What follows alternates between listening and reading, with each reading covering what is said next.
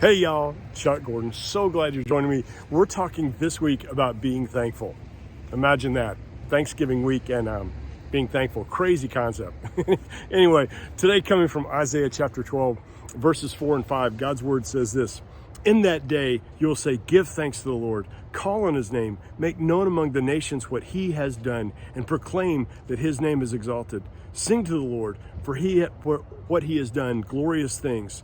Let this be known to all the world. And just the power of God's word as Isaiah is laying out there, just that we're called again to glorify God. What we share about to the world is again that God has done great things in our life. What we reflect to the world is basically it's going to glorify God or not. And it's also our call here on this side of eternity is to glorify God with everything we have, whether the world is watching or not.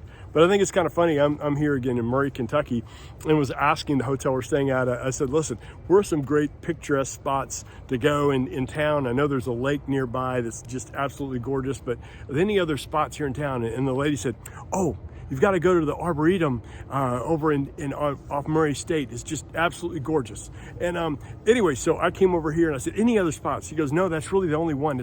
I've been there a few years ago, but it's really good. Anyway, so I came over here and that's what you see behind me. It's like, okay, I know it's fall and things are kind of dying, but not a lot to it. So I like going places where people recommend, but this is one of those that's like, okay, it's probably been a while since they've been here. And I wonder for how many of us, when people look at our life and they look at maybe there's a season and time in our life that we were extremely thankful to God for what he's done.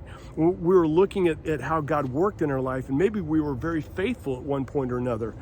But right now, in this moment, it's your life and mine. Is it reflecting who Jesus Christ is and how great a God he is? It's not something he did in the past. A few years ago I visited it and it was good. It's like, unfortunately, like I see so many people when it comes to a relationship with Christ, when it comes to even being active in a church. Well, a long time ago I was active there, and it's like that counts.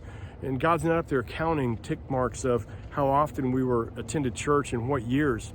But it's like, are we faithful now with what he's done? Is the testimony of your life and mine of how great God is? Again, Isaiah, I've got to read it. In that day, give thanks to the Lord, call on his name, make known among the nations what he has done, and proclaim that his name is exalted. Sing to the Lord for what he has done, his glorious things. Let this be known to all the world. Today, we have an opportunity to offer thanks to God for how great he is. And I tell you what, the world's going to be watching if we're living in a thankful way, going, God, you're not just thankful in my past. You're not going to be thankful just in my future, but you're thankful today. And I want to give you thanks. Hope you have an amazing day. As always, let's live reckless for the one who loves us most, Jesus. Bye, y'all.